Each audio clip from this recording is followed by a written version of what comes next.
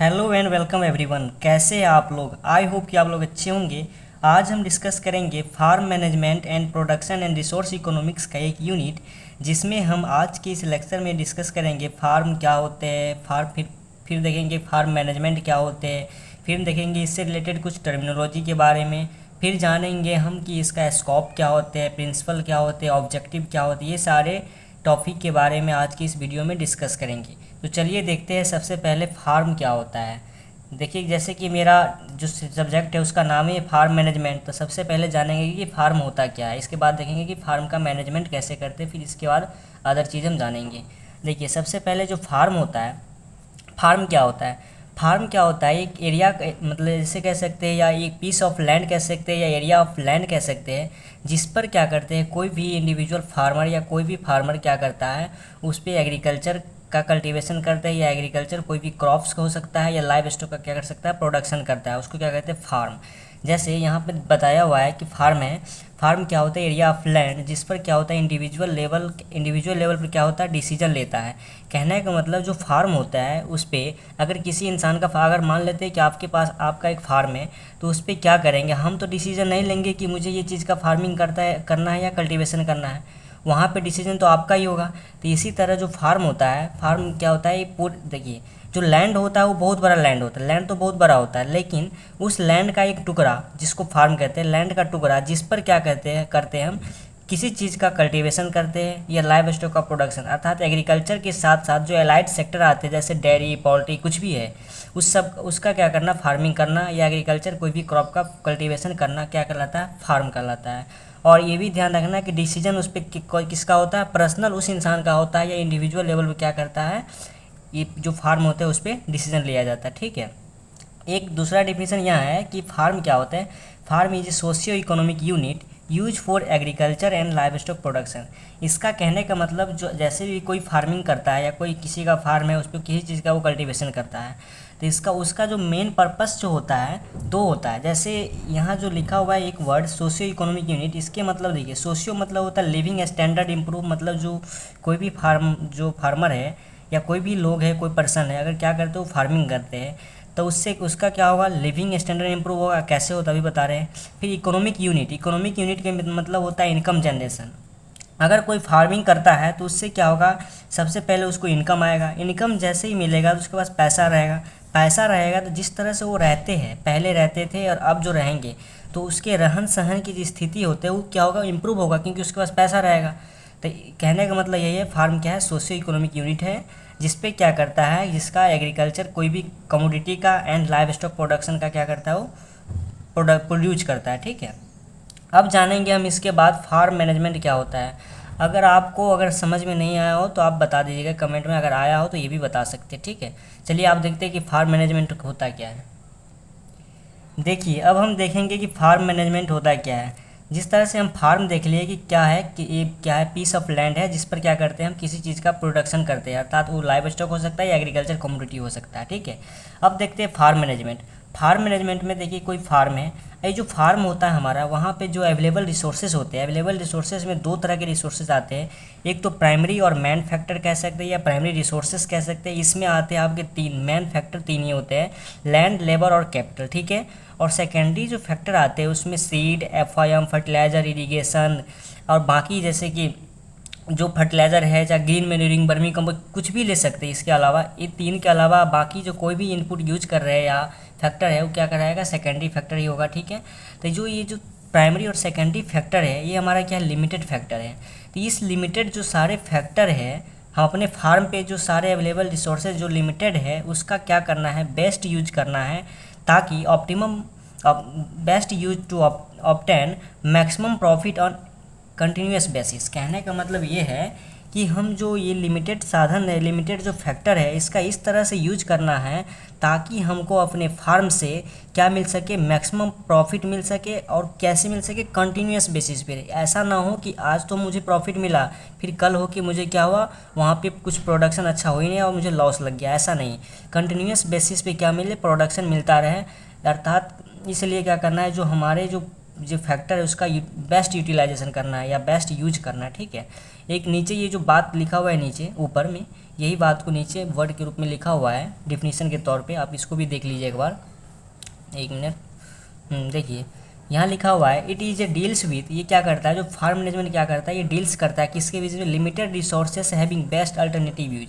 जो हमारे पास limited resources होता है उसका क्या करता है, जो बेस्ट यूज कैसे हो सकता है अल्टरनेटिव बेसिस पे, जिससे हमको क्या मिल सके, मैक्सिमम प्रॉफिट मिल सके कंटिन्यूस बेसिस पे, इसको क्या कहते हैं, फार्म मैनेजमेंट।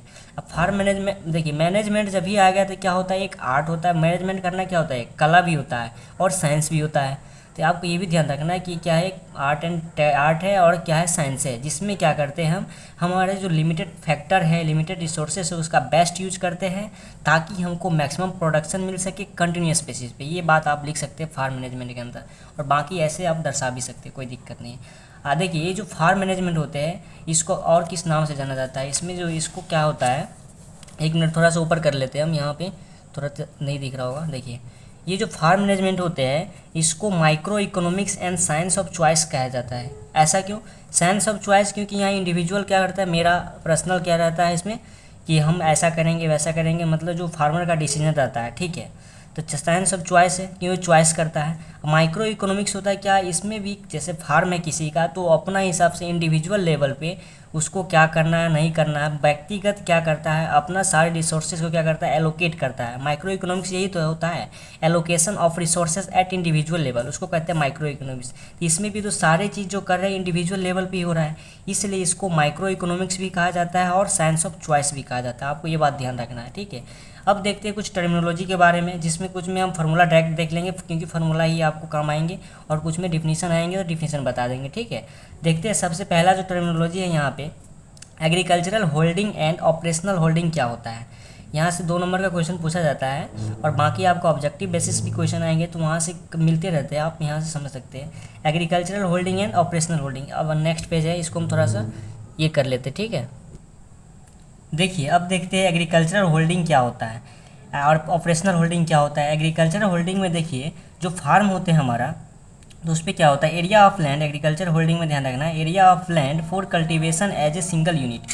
कहने का मतलब जैसे हम एक मिनट बताते हैं पेज पे, जैसे मान लीजिए कि एक मेरा फार्म है, ठीक है, ये मेरा फार्म है, इस पर क्या कर सकते हैं, इतना एरिया में अलग चीज़ कर रहे हैं, इतना एरिया में क्या कर रहे हैं, अलग चीज़ कर रहे हैं, अलग अलग, मतलब हमारा इंटरप्राइजेज है, कई सारे इंटरप्राइजेज है हमारा ये फार्म पे, ठीक है। तो जब हम क्या करेंगे किसी एक ये जो पूरा जो हमारा ये फार्म है इसके क्या करेंगे, केवल एक यूनिट का, केवल एक यूनिट या केवल एक पार्ट का जब हम स्टडी करेंगे या उसका कल्टीवेशन करेंगे, केवल इसी का, कोई भी एक ले सकते हैं, तो क्या कहलाएगा, वो एग्रीकल्चर होल्डिंग कहलाएगा। और बाकी जब पूरे के करेंगे तो क्या कहलाएगा, वो ऑपरेशनल होल्डिंग। ये लिखा हुआ है, area of land for cultivation as a single unit, अर्थात जब सिंगल यूनिट करेंगे तो एग्रीकल्चर होल्डिंग कहलाएगा। और ऑपरेशनल होल्डिंग में क्या होता है, area of land for cultivation under single management.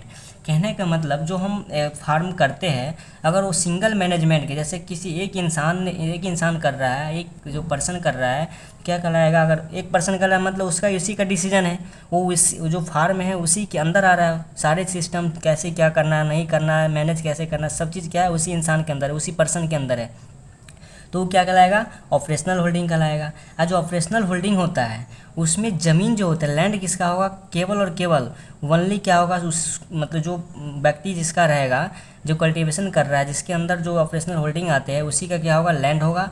ये जो एग्रीकल्चरल होल्डिंग होता है, एग्रीकल्चरल होल्डिंग में क्या होगा, लैंड क्या होगा, या तो खुद का भी हो सकता है या लीज लैंड हो सकता है, अर्थात जो रेंट पे लेते हैं ज़मीन पैसा दे वैसा हो सकता है, या तो खुद का हो सकता है, दोनों तरह का हो सकता है। इसमें जो एग्रीकल्चर होल्डिंग में जो फार्मर आते हैं, या तो फार्मर इंडिविजुअल फार्मर भी कर सकता है इसमें, नहीं तो ये क्या कर सकता है, वो फार्मर का क्या जॉइंट फैमिली, जैसे फार्मर का फैमिली कर सकता है, मिलके करेंगे तो भी यही होगा, नहीं तो मोर देन एक से ज़्यादा फार्मर जो करेंगे उसको भी क्या कहेंगे, एग्रीकल्चर होल्डिंग कहेंगे। आपको 2 बात याद रखना है, सिंगल यूनिट का जब हम कल्टीवेशन करते हैं तो एग्रीकल्चर होल्डिंग, और क्या करेंगे अगर जब कल्टीवेशन कर रहे हो, अगर वह क्या करेगा, सिंगल, अगर अंदर सिंगल मैनेजमेंट के अंदर आता है, अंडर सिंगल मैनेजमेंट के अंडर आ रहा है तो क्या कहलाएगा, ऑपरेशनल होल्डिंग कहलाएगा।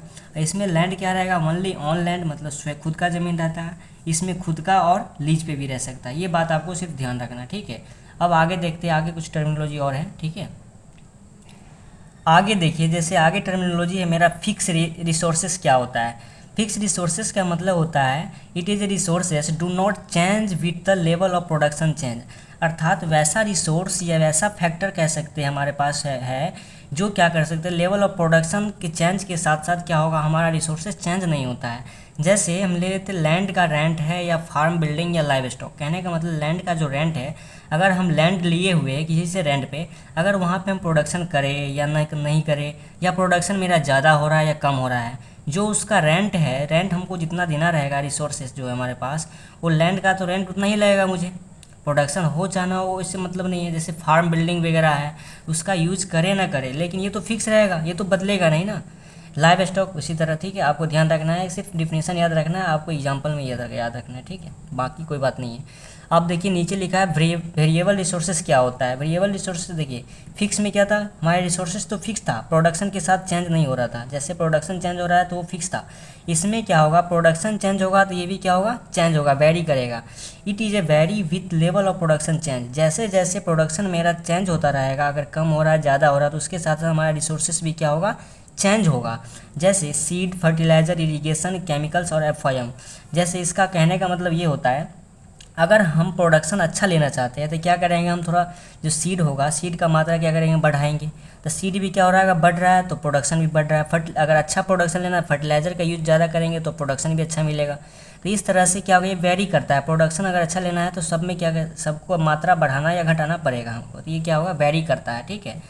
ये जो वेरिएबल रिसोर्सेस होता है, ये किससे रिलेटेड है, related cost of variable cost से रिलेटेड किससे है, रिलेटेड कॉस्ट क्या होता है इसका, वेरिएबल कॉस्ट होता है, ठीक है। ये बात वैसे याद रखना है, एमसीक्यू बेस में जब एग्जाम बना तो यहाँ से पूछ लेता था, इसका रिलेटेड कॉस्ट क्या होता है, वेरिएबल कॉस्ट होता है, ठीक है। वेरिएबल रिसोर्सेज तो वेरिएबल कॉस्ट, ये याद रखना है, ठीक है। बाकी एक और ये है नीचे टर्मिनोलॉजी, उसके बारे में देखते हैं, ठीक है।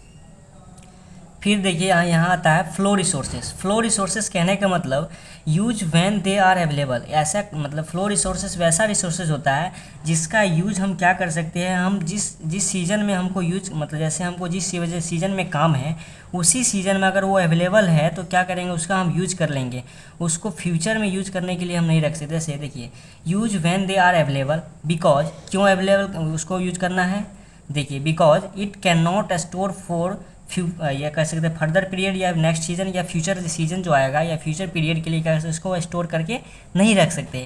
इसलिए अगर कोई रिसोर्सेस उस समय अवेलेबल है तो उसका यूटिलाइजेशन हमको उसी समय कर लेना चाहिए। जैसे लेबर हुआ, लैंड हुआ या बिल्डिंग हुआ। अगर लेबर है, लेबर हमको काम है इस समय, अभी आज मान लेते आज काम है, अगर हम आज लेबर का यूज नहीं कर पाएंगे तो क्या आगे वो फिर लेबर मिल पाएगा, नहीं मिल पाएगा, उसका यूज ही नहीं हो पाएगा, क्योंकि इसको स्टोर करके नहीं रख सकते हैं। जैसे लैंड है, बिल्डिंग है, ये आपको एग्जांपल ध्यान रख, देखिए सिंपल आपको डेफिनेशन याद रखना है। फ्लो रिसोर्सेज वैसा रिसोर्सेज होता है जिसका यूज हम उसी सीज़न में जब हमको यूज करना रहता है उसी समय यूज कर लेते हैं, क्योंकि इसको हम स्टोर करके नहीं रख सकते नेक्स्ट सीजन के लिए। एग्जांपल लेबर, लैंड, बिल्डिंग, बस, ठीक है। आगे बढ़ते हैं।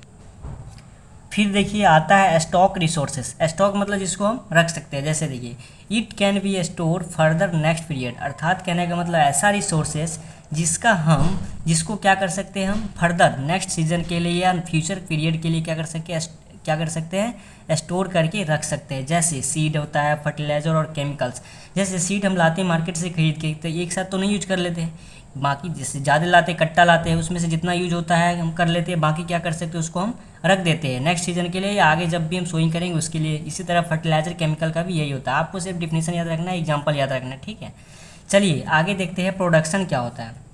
प्रोडक्शन देखिए, एक आता है, कभी कभी पूछ लिया जाता है यहाँ से भी, प्रोडक्शन क्या होता है। प्रोडक्शन कहने का मतलब एक प्रोसेस होता है, process to convert input into output. कहने का मतलब इनपुट जो होता है हमारे पास, इनपुट को आउटपुट में बदलने का जो प्रोसेस होता है उसको क्या कहते हैं, प्रोडक्शन कहते हैं। और जो इनपुट से आउटपुट में जो बदलते हैं उसमें जो टाइम रिक्वायरमेंट होता है, जितना टाइम लगते हैं, उस टाइम को क्या कहते हैं, ट्रांसफॉर्मेशन पीरियड कहते हैं, ठीक है। आपको ये दो बात ध्यान रखना है। प्रोडक्शन क्या होता है, process to convert input to into output, अर्थात इनपुट को आउटपुट में बदलने का जो प्रोसेस उसको प्रोडक्शन कहते हैं। और इसमें जो समय लगता है बदलने में, इस टाइम की रिक्वायरमेंट को ट्रांसफॉर्मेशन पीरियड कहते हैं, ठीक है। आगे बढ़ते हैं, हम देखेंगे ऑब्जेक्टिव ऑफ फार्म मैनेजमेंट, और इसके बाद देखेंगे स्कोप और प्रिंसिपल देख के इस वीडियो को हम एंड करेंगे, ठीक है। चलिए अब देखते हैं फार्म मैनेजमेंट का ऑब्जेक्टिव क्या होता है, ठीक है। तो देखिए, फार्म मैनेजमेंट के ऑब्जेक्टिव में आता है सबसे पहला पॉइंट, आपको सिर्फ पॉइंट याद रखना है और कुछ नहीं याद रखना है। देखिए मैक्सिमम प्रॉफिट कैसे मिलेगा, जब हम मिनिमाइज करेंगे कॉस्ट को। फिर आता है मैक्सिमम प्रोडक्टिविटी कब मिलेगा या मैक्सिमम प्रोडक्शन कब मिलेगा, जब हम क्या करेंगे, मिनिमाइज करेंगे या मिनिमम करेंगे लॉसेस या डैमेज जो हमारा हो रहा है उसको क्या करेंगे, मिनिमम करेंगे। फिर क्या करेंगे, मैक्सिमम इफ़िशियंसी अर्थात कार्य करने की जो क्षमता होता है, इफ़िशियंसी मतलब जो वर्क करने का जो क्षमता होता है उसको क्या करेंगे, बढ़ाएंगे, तब होगा। फिर क्या होगा, मैक्सिमम एम्प्लॉयमेंट अर्थात जो मैक्सिमम एम्प्लॉयमेंट जो हम रखेंगे वो क्या करेंगे, मैक्सिमम रहेंगे, तो इस क्या होगा, फार्म का जैसे कि कोई भी काम हो तो अच्छा से होगा, जिससे हमको अधिक से अधिक क्या मिलेगा, प्रोडक्शन होगा। और अब देखते हैं हम स्कोप ऑफ फार्म मैनेजमेंट अर्थात जो हमारा फार्म मैनेजमेंट होता है उसका स्कोप क्या होता है। ठीक है, एक मिनट इसको ऊपर कर लेते हैं, आपको सिर्फ पॉइंट याद रखना है। ठीक है, बाकी 4 पॉइंट लिख दीजिए, कोई दिक्कत नहीं है। ठीक है, अब देखिए स्कोप ऑफ फार्म मैनेजमेंट में आता है जैसे कि इसमें इन डिसीजन मेकिंग अर्थात डिसीजन मेकिंग, जैसे हम कैसे अपने फार्म पे क्या चीज़ करेंगे इसका डिसीजन लेने में फार्म मैनेजमेंट पे ये क्या है, इसका स्कोप है। ठीक है, तो आप डिसीजन भी कैसे लेंगे ये भी आता है, जैसे डिसीजन में लेंगे कि व्हाट टू प्रोड्यूस अर्थात क्या प्रोड्यूस करें अपने फार्म पे ताकि हमको क्या मिल सके, मैक्सिमम प्रॉफिट मिल सके, उसको सेल करने में परेशानी ना हो, कुछ भी मतलब दिक्कत कुछ भी नहीं हो। ठीक है, फिर आता है जैसे व्हाट टू प्रोड्यूस हो गया, फिर आते हैं हाउ टू प्रोड्यूस अर्थात प्रोड्यूस कैसे करें, फिर आता है हाउ मच टू प्रोड्यूस अर्थात कितना प्रोड्यूस करें ये आता है, फिर आता है where to buy and sell अर्थात कहाँ हम बेचें और कहाँ खरीदें, ये आता है डिसीजन मेकिंग में। फिर आता है व्हेन टू बाय और सेल अर्थात जैसे कब बेचें और कब हम सेल करें ये आता है। ठीक है, तो आपको स्कोप में यही लिखना है कि डिसीजन मेकिंग में काम आता है, डिसीजन मेकिंग में कितना, ये सारे पॉइंट आप लिख सकते हैं। ठीक है, अब हम पढ़ेंगे principle of farm management. Principle of farm management में हम देखेंगे कई सारे प्रिंसिपल, इसके 4-5 प्रिंसिपल है, इस सब के बारे में देखेंगे। और बाकी इसका जैसे ये है जो कोई भी प्रिंसिपल हो इसका डिटेल मतलब आगे आएगा हम सबको, जैसे कि जो पढ़ेंगे प्रोडक्शन वाला जो चैप्टर पढ़ेंगे ना उसमें आएगा। तो अभी यहाँ पे सिर्फ सिंपल आपको लॉ याद रखना है, किससे रिलेटेड है क्या करता है, बस सिंपल एक लाइन 2 लाइन याद रखना है। ठीक है, चलिए सब देखिए, सबसे पहले आता है लॉ ऑफ वेरिएबल प्रोपोर्शन या लॉ ऑफ डिमिनिशिंग रिटर्न आता है। ठीक है, इसमें क्या करते हैं हम ये जो लॉ है ये इसमें इसको क्या कहते हैं, इसको कहते हैं इनपुट आउटपुट रिलेशनशिप भी इसी को कहते हैं। अर्थात कहने का मतलब हमको ऑप्टिमम इनपुट का यूज करके और क्या करना है, मैक्सिमम प्रोडक्शन लेना है, मैक्सिमम आउटपुट मिले। इस तरह ये लॉ यही कहता है कि हमको जो हमारे पास जो रिसोर्सेस है या हमारे पास जो इनपुट है उसका किस तरह से हम यूटिलाइज करें या ऑप्टिमम यूटिलाइज करें, ऑप्टिमम जैसे हम क्या करें इनपुट का यूज करें ताकि मैक्सिमम आउटपुट हमको मिले। ठीक है, आगे बढ़ते हैं दूसरे लॉ की तरफ।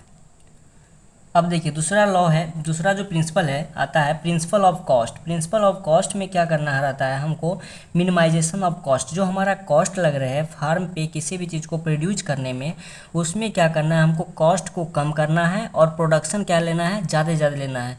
तो हमको इस चीज़ मतलब इस तरह हमको जो इनपुट होते हैं उसका यूटिलाइज करना है ताकि हमको क्या लगे, कॉस्ट कम लगे और क्या हो, प्रोडक्शन हमको ज़्यादा आए। ठीक है, अब देखिए थर्ड लॉ क्या है या थर्ड प्रिंसिपल क्या है, प्रिंसिपल ऑफ फैक्टर सब्स्टिट्यूशन का मतलब होता है प्रतिस्थापित करना अर्थात इसके बदला ये कम्बिनेशन करना। ये जो प्रिंसिपल होता है इसको क्या कहते हैं, और लीस्ट कॉस्ट कम्बिनेशन कहते हैं। अर्थात कहने का मतलब ऐसा कोई भी कम्बिनेशन यूज करना है जिसमें क्या हो, कम से कम कॉस्ट लगे। ठीक है, एग्जांपल के रूप में देखिए हमारे पास मान लेते हैं कि कोई सारा इनपुट है, जैसे x1 x2 x3 ऐसे इनपुट है हमारा x1 x2 x1 x3 x3 x2। ठीक है, हम कम्बिनेशन मिलाएंगे, जैसे मान लेते हैं कि इसके बीच में कम्बिनेशन मिलाए हमको आया 500 रुपीज़, फिर इसके मिलाएंगे तो आएगा 200 रुपये, फिर इसके मिलाएंगे तो 450, कुछ ऐसे कम्बिनेशन मिलाएंगे। और एक कम्बिनेशन x1 x3 हम इस तरह से मिलाएंगे, इसमें जो कॉस्ट आ रहा है मान लेते हैं कि 100 आ रहा है, तो बाकी जो कम्बिनेशन हम मिलाए थे उससे क्या है, x1 x3 का कॉस्ट क्या है, कम है। तो हमको क्या करना पड़ेगा, इस इनपुट का यूज करना है, इस फैक्टर का यूज करना है x1 x3 का यूज करके, ताकि हमको कॉस्ट कम लगे और प्रोडक्शन क्या हो, ज़्यादा हो। ठीक है, अर्थात जो हमारे फैक्टर उसको क्या करें, सब्स्टिट्यूट किए, क्या क्यों, देखिए x1 के साथ एक बार x2 को लिए थे, अब x1 है ही लेकिन x2 की जगह पे क्या किया, x3 को सब्स्टिट्यूट कर दिए, हम रख दिए। तो इस तरह से करते प्रिंसिपल ऑफ फैक्टर सब्स्टिट्यूशन काम करता है। ठीक है, अब बढ़ते हैं हम प्रिंसिपल ऑफ प्रोडक्ट सब्स्टिट्यूशन। ठीक है, देखिए यहाँ था क्या, फैक्टर सब्स्टिट्यूशन अर्थात फैक्टर को सब्स्टिट्यूट कर रहे थे, यहाँ प्रोडक्ट अर्थात आउटपुट जो होता है या प्रोडक्ट जो आता है उसको सब्स्टिट्यूट करना है। ठीक है, थोड़ा सा ऊपर कर लेते, दिख नहीं रहा। ठीक है, देखिए अब आता है प्रिंसिपल और प्रोडक्ट सब्स्टिट्यूशन। इसमें देखते हैं कि आउटपुट जो हमारे पास, जो हमारे इनपुट उसमें था, आउटपुट जैसे मान लेते हैं कि y1 y2 y2 y3 y3 y2 है। इस तरह से क्या है हमारे पास, क्या है, आउटपुट है या प्रोडक्ट है। इसमें क्या करना रहता है, इसमें जो हमारे पास ये प्रोडक्ट है, आउटपुट है, इसको क्या करना है, सब्स्टिट्यूट करेंगे। कभी y1 के साथ y2 को देखेंगे, कभी y2 को y3, इस तरह से हम अपना हिसाब से कम्बिनेशन मिलाएंगे।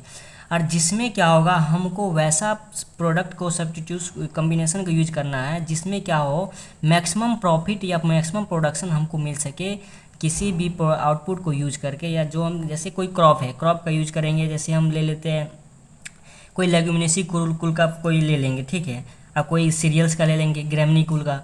क्या करेंगे, दोनों क्या करेंगे, हेल्प करेंगे, क्योंकि एक नाइट्रोजन फिक्सन करके नाइट्रोजन प्रोवाइड करेगा, एक दूसरे को आपस में क्या करेंगे, हेल्प करेंगे ग्रोथ के लिए। तो इसी तरह से हम ऐसा क्रॉप का चूज करेंगे, इसमें भी ध्यान रखने के लिए आप याद रखिएगा इस तरह से भी, कि ऐसा क्रॉप चूज करें या ऐसा हम आउटपुट चूज करें ताकि हम एक दूसरों को क्या हो, उससे प्रॉफिट भी हो और मैक्सिमम प्रोडक्शन भी मिले हमको, ठीक है।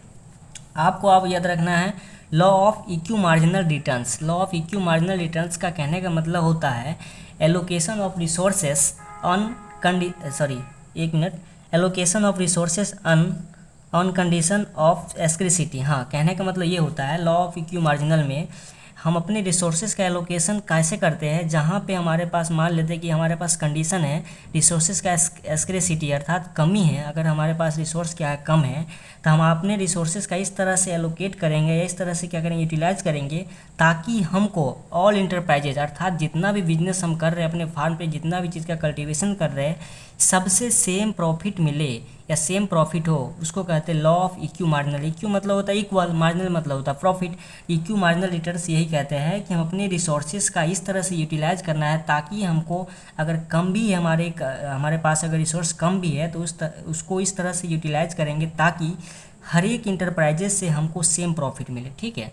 अब देखते हैं कि हम थोड़ा सा ऊपर कर लेते, दोनों साथ में आ जाएगा, ठीक है।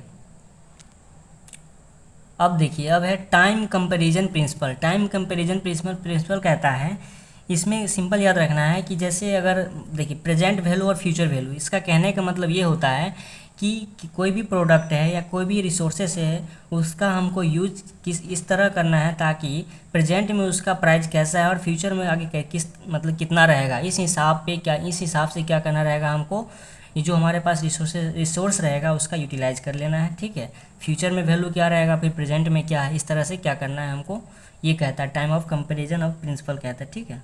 फिर अगला प्रिंसिपल है प्रिंसिपल ऑफ कंपेरेटिव एडवांटेजर।